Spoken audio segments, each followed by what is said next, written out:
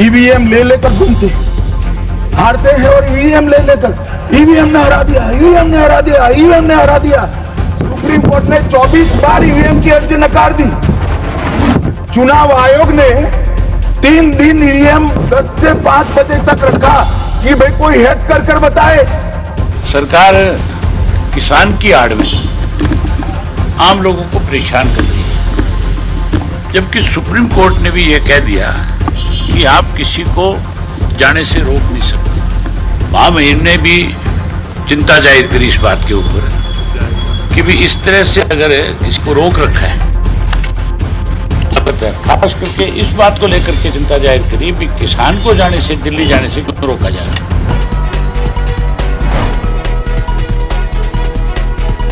दोस्तों नमस्कार, मैं संजय मग्गू और मौजूद हैं देश रोजाना के डिजिटल मीडिया मंच पर। इस समय पूरे देश के अंदर वन नेशन वन इलेक्शन यानी कि एक राष्ट्र एक चुनाव, यह मुद्दा गर्म है। कल लोकसभा के अंदर वन नेशन वन इलेक्शन के मुद्दे पर गर्मा गर्म बहस हुई सांसदों के बीच में। पक्ष और विपक्ष में बयान दिए गए, पक्ष और विपक्ष में तर्क दिए गए, वोटिंग भी हुई और वोटिंग के अंदर प्रस्ताव के पक्ष में 296 और विपक्ष में 198 वोट पड़े। यह बिल अब जेपीसी के पास जाएगा, यानी कि joint parliament committee. One nation one election को लेकर के तमाम नेताओं की अपनी राय है और राय रखी है अभय सिंह चौटाला ने भी। इंडियन नेशनल लोकदल के कर्ता धर्ता, इंडियन नेशनल लोकदल के प्रधान महासचिव चौधरी ओम प्रकाश चौटाला और चौधरी देवीलाल की राजनीति के पुरोधा आज वो पहुंचे थे हरियाणा के राज्यपाल के पास अपने 10 सदस्यीय प्रतिनिधि मंडल के साथ ज्ञापन देने के लिए राज्यपाल महोदय को। दोनों विधायक भी थे, अभय सिंह चौटाला के बेटे अर्जुन चौटाला भी थे और भाई आदित्य चौटाला भी थे, आदित्य देवीलाल। साथ में रामपाल माजरा भी थे, इंडियन नेशनल लोकदल के हरियाणा के प्रदेश अध्यक्ष।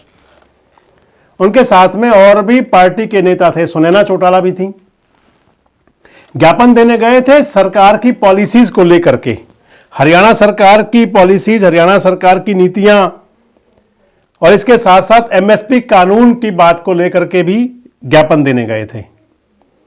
अभय सिंह चौटाला ने सरकार से यानी कि हरियाणा सरकार से राज्यपाल के मार्फत मांग की कि वो बताएं कि एमएसपी पर जो खरीद कर रहे हैं फसलों की, कौन कौन सी फसलें खरीद रहे हैं, इस पर श्वेत पत्र जारी करें।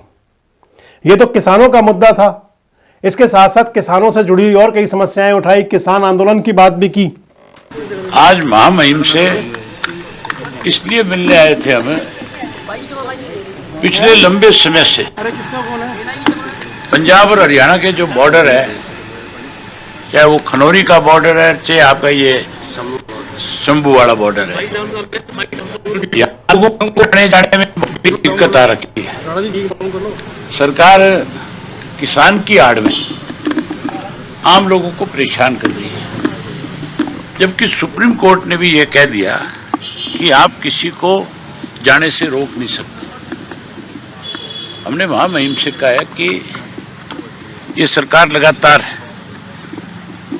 लोगों को परेशान करने में लगी हुई है।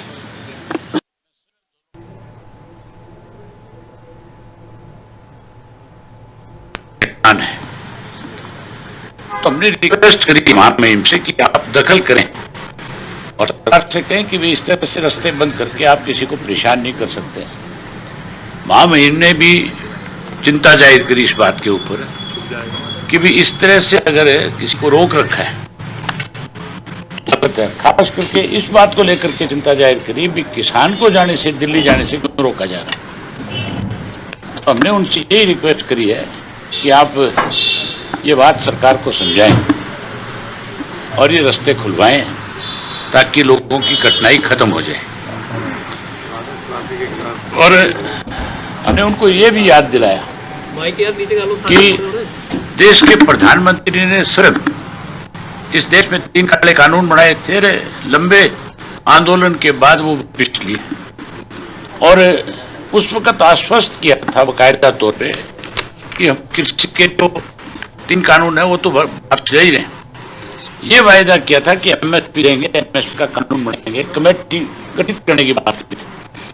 आज तक कमेटी नहीं बनी। उसकी वजह से किसान फिर से दोबारा रहे हैं। अब ये पूरे देश के किसान को फिर से मजबूर आ जाते हैं, सड़क पे लेना चाहते हैं। तो जब ये बात हमने उनके सामने रखी, तब उन्होंने विशेष रूप से चिंता इस बात की जाहिर करी कि अगर अन्नदाता के साथ इस तरह का व्यवहार होगा तो फिर देश आगे नहीं बढ़ेगा।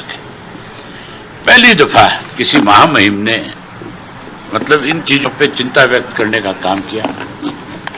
हमने उनसे कहा कि आप यहाँ की सरकार से भी कई रास्ते खोलने के लिए प्रधानमंत्री तक हमारी बात पहुंचाएं कि आज हरियाणा में इस तरह से सरकार जो है इस किसान आंदोलन की आड़ में जो लोगों को परेशान कर रही है। किसान नेता जो डल्लेवाल साहब है, मैं उनसे मिलकर के आया था। आपके माध्यम से सारे किसान नेताओं से एक आग्रह करना चाहता हूं, सारे विपक्ष से भी कहना चाहता हूं, सरकार से भी, केंद्र की सरकार से भी निवेदन करते हैं। इसके साथ ही अभय सिंह चौटाला ने एक देश एक चुनाव, वन नेशन वन इलेक्शन के मुद्दे पर भी अपनी बात रखी। वन नेशन वन इलेक्शन के मुद्दे पर अभय सिंह चौटाला ने कहा कि हम भी इसका समर्थन करते हैं, एक राष्ट्र एक चुनाव। हम भी इस पर सहमत हैं कि एक देश में एक ही समय पर चुनाव सभी निपटा दिए जाएं। लेकिन इसके साथ ही अभय सिंह चौटाला ने, यानी कि अगर वन नेशन वन इलेक्शन के मुद्दे पर उन्होंने सहमति जताई तो समर्थन कर दिया एक तरह से एनडीए का, भारतीय जनता पार्टी का। लेकिन इसके साथ ही उन्होंने कहा कि वोटिंग मशीन से चुनाव कराने की बजाय बैलेट पेपर से चुनाव कराए जाएं। इस समय पूरे देश के अंदर विपक्ष ये मांग कर रहा है कि ईवीएम हटाओ और बैलेट पेपर लाओ। लोकसभा के अंदर, राज्यसभा के अंदर भी ये बात हुई। और यानी कि अभय सिंह चौटाला ने एक बयान में दोनों को खुश कर दिया। भारतीय जनता पार्टी के लिए तो खुश कर दिया वन नेशन वन इलेक्शन का समर्थन करके, और विपक्ष को संतुष्ट कर दिया, विपक्ष को खुश कर दिया। उनकी जो बैलेट पेपर की मांग है,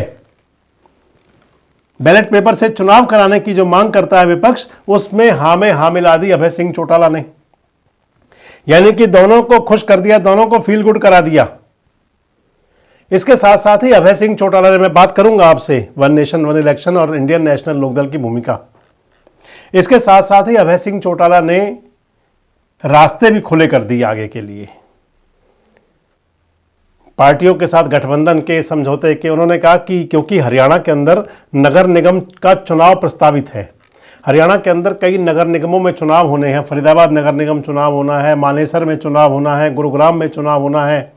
इसके साथ साथ और कई नगर निगम, कई नगर परिषद, कई नगर पालिकाएं, इन सब के अंदर चुनाव होने हैं, यानी कि स्थानीय निकाय चुनाव, लोकल बॉडीज के, शहरी सरकारों के।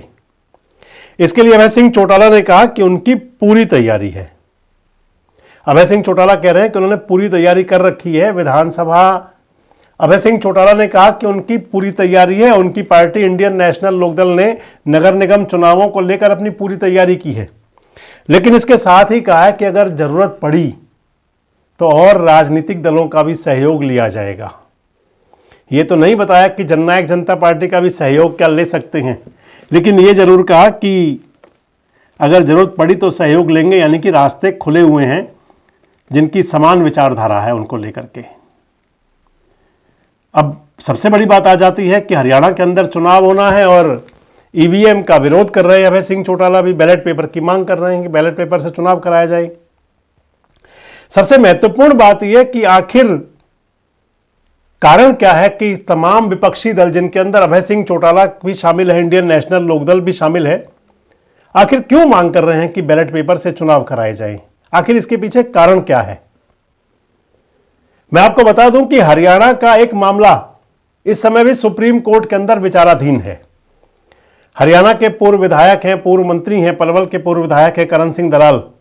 उन्होंने सुप्रीम कोर्ट के अंदर एक रिट दायर की हुई है, अपील दायर की हुई है, जिसमें उन्होंने सुप्रीम कोर्ट से मांग की, उन्होंने अर्जी लगाई और अर्जी में कहा कि जो चुनाव हारने वाले लोग हैं, जो ईवीएम की जांच कराते हैं, जांच कराने के लिए पैसा भरते हैं, उसको चुनाव आयोग उस हिसाब से नहीं जांच कराता जिसके लिए निर्देशित किया था सुप्रीम कोर्ट ने अप्रैल 2024 में। यह मामला अब सुप्रीम कोर्ट की जो डबल बेंच थी, उस डबल बेंच ने अब भेजा हुआ है अभी चीफ जस्टिस को, मुख्य न्यायाधीश को, संजीव खन्ना के पास में। हालांकि अभी ये इसमें डेट तो फिक्स नहीं हुई, तय तो नहीं हुआ कि रोस्टर कब का होगा, कब इस पर सुनवाई होगी, कब इस पर बहस होगी और मुख्य न्यायाधीश से कब सुनेंगे, ये तो तय नहीं हुआ। लेकिन ईवीएम को लेकर के मामला सुप्रीम कोर्ट में जरूर है। ईवीएम को लेकर के तमाम मामले उठे हैं। कल देश के गृह मंत्री अमित शाह भी संसद में कह रहे थे, अमित शाह संसद में बोल रहे थे तो कह रहे थे कि ईवीएम जहां विपक्ष के लोग चुनाव जीत जाते हैं वहां पर ठीक हो जाती है और जहां पर चुनाव हारते हैं वहां खराब हो जाती है। ईवीएम ले लेकर घूमते हैं, हारते हैं और ईवीएम ले लेकर, ईवीएम ने हरा दिया, ईवीएम ने हरा दिया, ईवीएम ने हरा दिया। सुप्रीम कोर्ट ने 24 बार ईवीएम की अर्जी नकार दी। चुनाव आयोग ने 3 दिन ईवीएम 10 से 5 बजे तक रखा कि भाई कोई हैक कर बताए। कोई नहीं गया, सुप्रीम कोर्ट में कोई नहीं गया और हारते हैं तो ईवीएम का दोष निकालते। मान्यवर, एक ही समय, एक ही दिन 2 परिणाम घोषित। एक महाराष्ट्र में सुपड़ा साफ हो गया, जो जनादेश के साथ द्रोह किया था इसका दंड महाराष्ट्र की जनता ने दिया और दूरबीन लेकर दिखाई नहीं पड़ते, और उसी दिन वो झारखंड में जीते। तो महाराष्ट्र में ईवीएम खराब है और झारखंड में टप से जाकर नए कपड़े पहनकर शपथ ले ली। अरे भाई जरा तो शर्म करो, जनता देख रही है। एक जगह ईवीएम सही है, एक जगह ईवीएम खराब है। मान्यवर, ऐसा कैसे हो सकता है? हालांकि आज तक कोई भी, एक समय वो था जब चुनाव आयोग ने कहा कि अगर किसी को लगता है कि ईवीएम हैक हो सकती है तो वो सामने आए, और सुप्रीम कोर्ट ने भी कई बार ईवीएम पर जो सुनवाई की उसके अंदर उन सबको निरस्त कर दिया और कई बार तो फटकार भी लगाई विपक्षी दलों को। लेकिन एक बार फिर से विपक्षी दलों की सुर में सुर मिलाया अभय सिंह चौटाला ने, कह रहे हैं कि हरियाणा के अंदर और देश के अंदर एक नेशन वन इलेक्शन तो हो, लेकिन बैलेट से चुनाव हो, मतपत्र से चुनाव हो, यानी कि जो पुरानी परंपरा थी, जो पुराना तरीका था चुनाव कराने का, उसी लिहाज से चुनाव कराया जाए। आखिर क्यों चाहते हैं अभय सिंह चौटाला कि ईवीएम की बजाय बैलेट पेपर से चुनाव हो? बड़ा मुद्दा यह है कि क्या अभय सिंह चौटाला को ऐसा लगता है कि ईवीएम में कोई गड़बड़ होती है? क्या अभय सिंह चौटाला को भी लगता है कि अगर ईवीएम से चुनाव ना होते तो उनके विधायक 2 से ज्यादा हो सकते थे? आपको क्या लगता है कि बैलेट पेपर से अगर चुनाव कराए जाएंगे तो क्या वो प्रक्रिया ईवीएम से ज्यादा बेहतर रहेगी? कमेंट बॉक्स में जरूर बताएं। जुड़े रहे हमारे साथ, देखते रहें देश रोजाना।